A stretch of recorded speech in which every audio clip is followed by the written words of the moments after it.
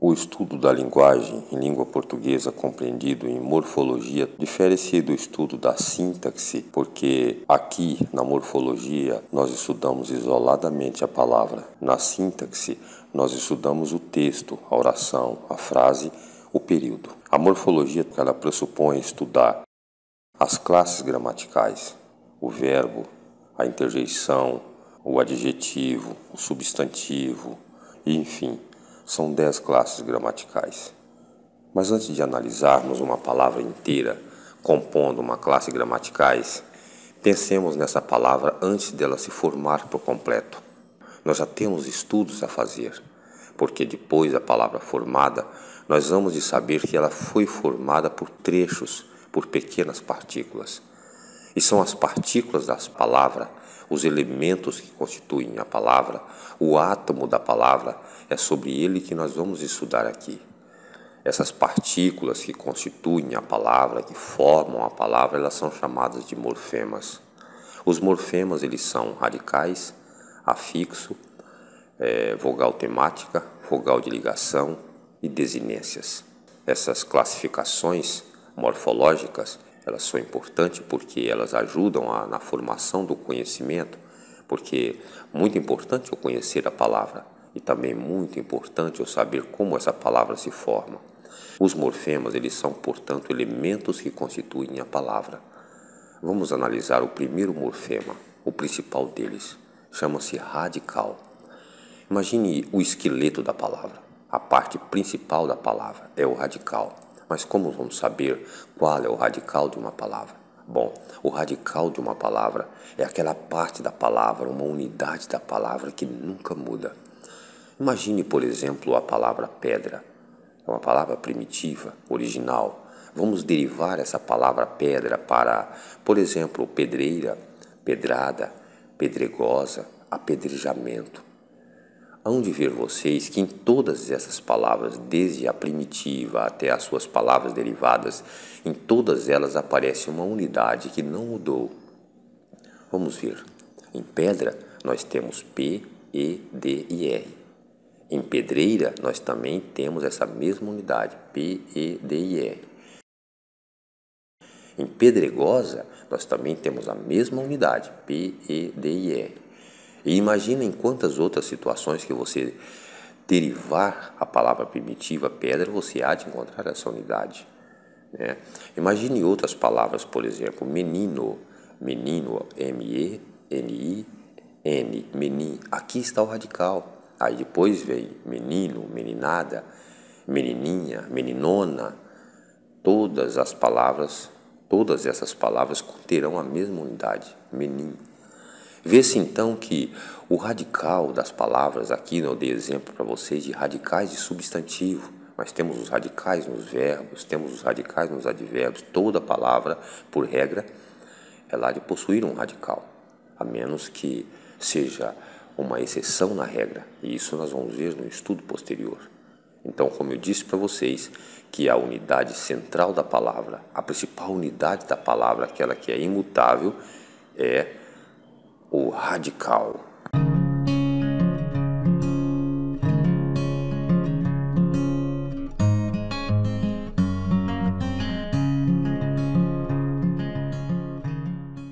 Depois de conhecermos o radical, vamos analisar então o seguinte.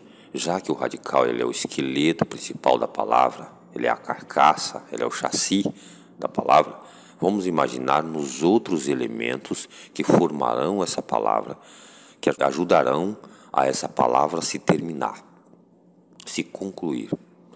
Vamos pensar, por exemplo, como eu acabei de dizer para vocês, que da palavra menino, M-E-N-I-N, é o radical.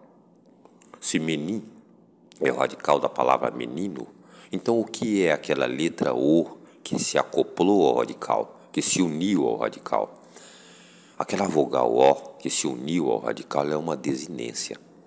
Sim, então além dos radicais nós temos um outro morfema a se analisar, as desinências. As desinências elas podem ser verbais, elas podem ser nominais. As desinências nominais, elas vão sempre indicar o gênero da palavra e o número da palavra. E as desinências verbais, elas vão sempre indicar o modo temporal, a pessoa, enfim.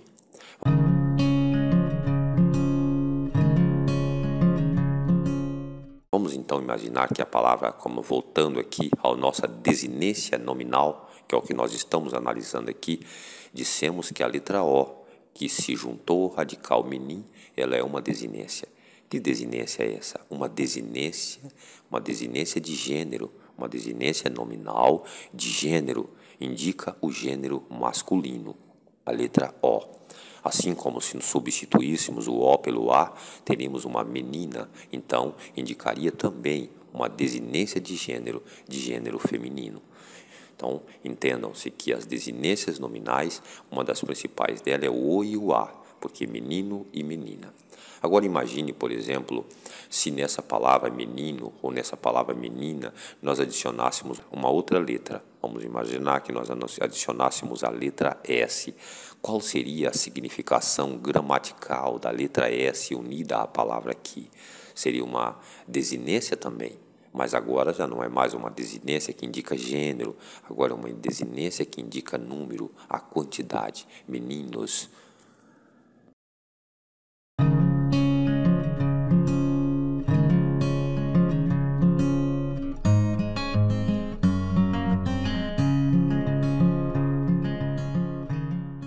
Desinências verbais. As desinências verbais, elas se dividem em 3 classificações. Por exemplo, nós temos desinência de número pessoal, nós temos desinência de modo temporal e nós temos desinências de verbo nominal. 3 situações em que se ocupa aqui o estudo das desinências na língua portuguesa. Analisemos, por exemplo, a desinência de número pessoal. A desinência de número pessoal indica o número e a pessoa a qual se refere a ação verbal.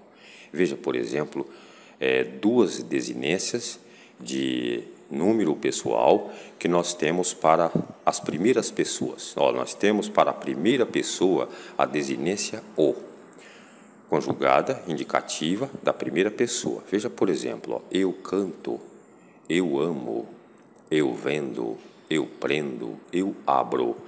Vê-se que todos esses verbos, eles estão reduzidos, terminando com a letra O. Então, quem que abre? Eu abro, eu fecho. Então, está indicando a primeira pessoa. E a redução do verbo terminou com a letra O. Portanto, a desinência O aqui, ela é uma desinência de verbo, uma desinência verbal de número pessoal. Mas nós temos uma outra desinência verbal de número pessoal também para a primeira pessoa. Agora, nesse caso, nós temos para a primeira pessoa do plural. Ela termina sempre com a letra M-O-S, mos.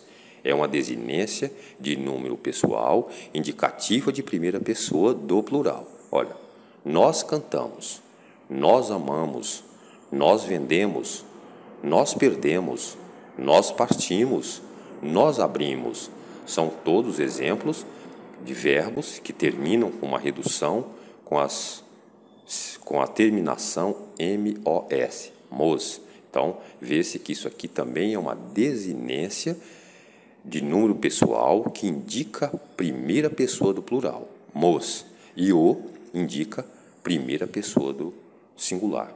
Mas as desinências de número pessoal indicativa também existe para a segunda pessoa do singular. Ora, quais seriam elas? Tu cantas, tu amas, tu vendes, tu prendes, tu partes, tu abres. Vê-se que todos esses verbos, com as suas reduções, eles terminaram com a letra S. Portanto, o S aqui, ele é uma desinência verbal de modo indicativo de segunda pessoa. Mas, e a letra M? A letra M é uma desinência de número pessoal indicativo de terceira pessoa do plural. Por exemplo, eles cantam, eles amam, eles vendem, eles prendem, eles partem, eles abrem. vê-se que todas essas formas verbais, elas também terminaram reduzida com a letra M.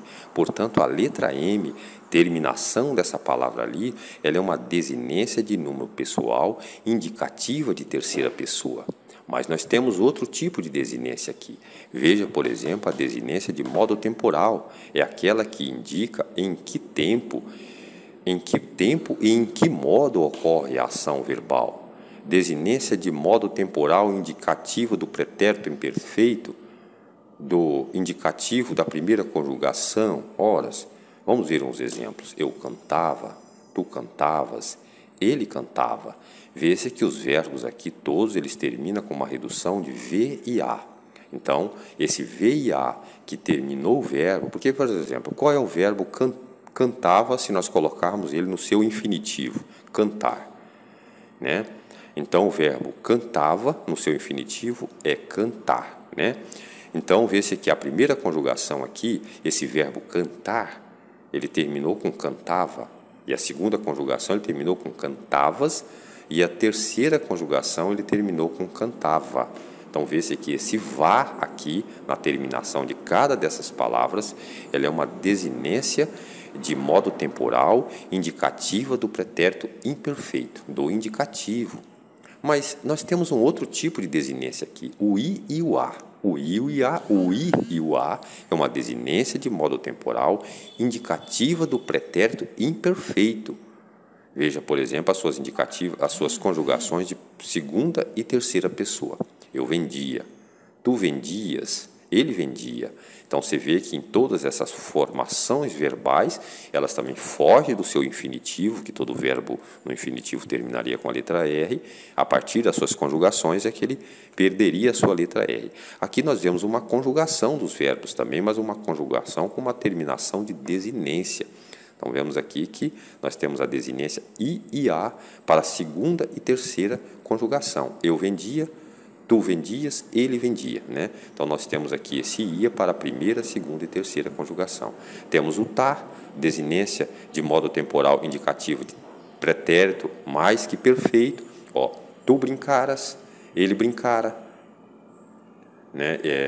Assim vocês veem que esse RA aqui também, ela é uma desinência verbal de modo temporal, indicativo do pretérito mais que perfeito, né? Então, veja, brincara, brincaria, são exemplos disso.